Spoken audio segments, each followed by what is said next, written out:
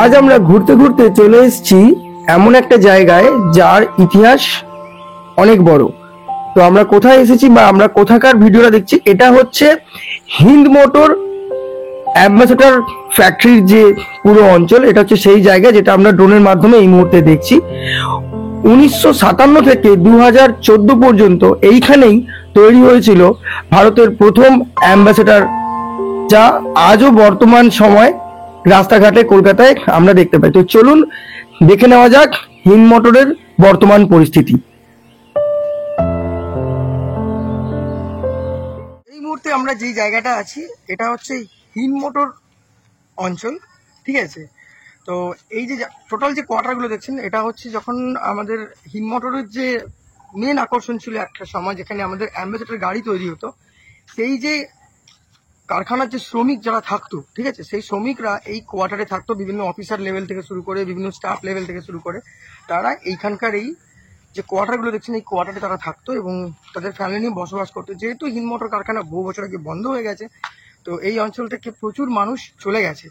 তো যার জন্য এই পুরোপুরি যে জায়গাটা আছে এটা পুরো অ্যাবেন্ডেন্ড জায়গা, এখানে কেউ থাকে না। খুব মুষ্টিমেয় লোক এখানে আসেন, টুকটাক ভিডিও করেন, রিলস বানায় এবং একটা কোয়ালিটি সময় কাটায় এবং এখান থেকে চলে যায়। কেন এই কোয়ার্টারের ঠিক একটু পাশেই আছে বিড়লা মন্দির, যেখানে আমরা ভিজিট করব একটু পরে। তো বাদ বাকি ডিটেলসটা তো আছে, পরপর আমাদের সবাইকে কিছু দেখাচ্ছি। তো আবারও বলি, আমরা এখন এখানে যেখানে দাঁড়িয়ে আছি আমি আর বাবান, এটা হচ্ছে হিন্দ মোটর কারখানার যে কোয়ার্টার, সেই কোয়ার্টার অঞ্চল বর্তমানে এখন যা ভগ্নদশায় আছে এবং এখানে কেউ সেরকম থাকে না। টুকটাক এখানকার স্থানীয় লোকেরা এদিক ওদিক আসে, ঘোরে টোরে এবং এখান থেকে চলে যায়। তো চলো বাদ বাকি ভিডিওতে একের পর এক দেখাচ্ছি আমরা কোথায় আছি, কি কি ঘুরছি, কি কি দেখছি। 1957 থেকে 2014 এই এতগুলো বছর এই অঞ্চলটা কাটিয়েছে এক সুবর্ণময় যুগ, দিয়েছে বহু ইতিহাস, যা আজ কালের ঝড়ে সময়ের তোড়ে শূন্য প্রায় হয়ে গেছে এই জায়গা।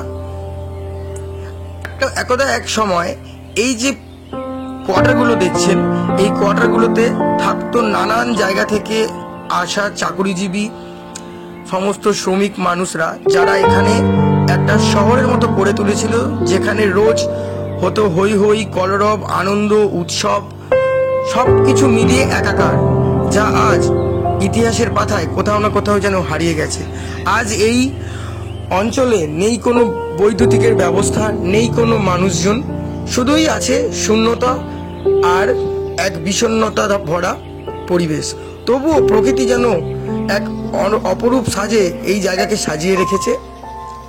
প্রচুর মানুষ এখানে আসে এবং জায়গাটাকে এক্সপ্লোর করে এবং নিজের স্মৃতির খাতায় প্রকৃতিটাকে তুলে ধরে। তো চলুন আমরাও